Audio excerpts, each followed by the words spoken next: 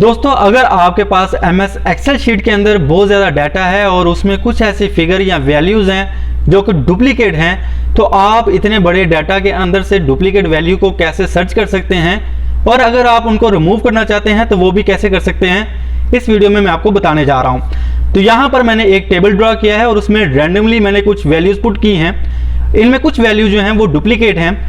तो दोस्तों सबसे पहले आपने जिस डाटा में या जिस लोकेशन से आपने डुप्लीकेट वैल्यूज़ को सर्च करना है, आपने वो डाटा सबसे पहले सेलेक्ट करना है।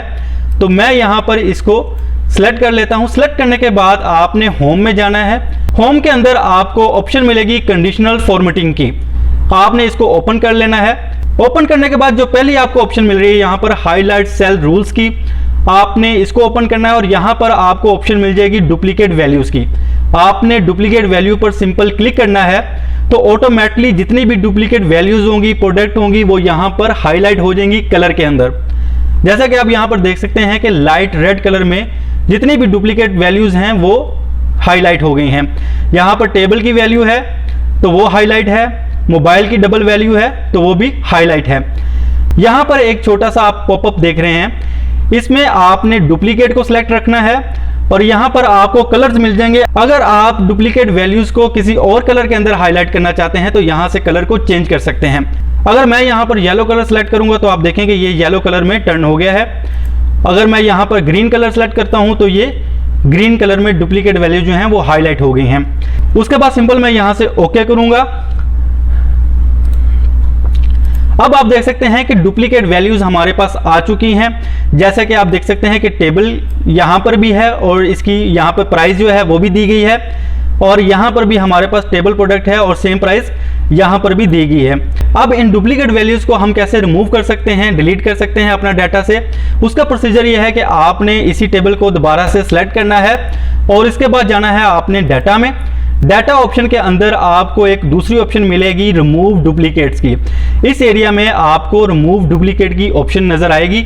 आपने सिंपल इस ऑप्शन पे क्लिक करना है तो यहाँ पर आप देख सकते हैं कि दो कॉलम आपको मिल जाएंगे, प्रोडक्ट और प्राइस का। जैसे कि आप यहाँ पर देख भी सकते हैं कि हमारे पास दो कॉलम जो हमने सेलेक्ट किए हैं वो प्रोडक्ट और प्राइस के हैं, तो वही सेम कॉलम यहाँ पर शो कर रहा है। आपको हो सकता है कि वहाँ पर डी या ई कॉलम शो करे, जो भी आपका कॉलम होगा हो सकता है कि वो अल्फाबेट्स में शो करे। तो यहाँ पर मैंने जो दो कॉलम सेलेक्ट किए हैं यहाँ पर शो हो रहे हैं। सिंपल मैं यहाँ पर ओके करूँगा तो आप देखिएगा कि यहाँ पर जो डुप्लीकेट वैल्यूज हैं इन दोनों कॉलम्स के अंदर वो डिलीट हो जाएंगी। तो आप देख सकते हैं कि यहाँ पर डुप्लीकेट वैल्यूज कंप्लीटली डिलीट हो चुकी हैं, रिमूव हो चुकी हैं। दो डुप्लीकेट वैल्यूज थी, इसलिए आप देख सकते हैं कि दो सेल यहाँ पर हमारे एम्प्टी हो चुके हैं।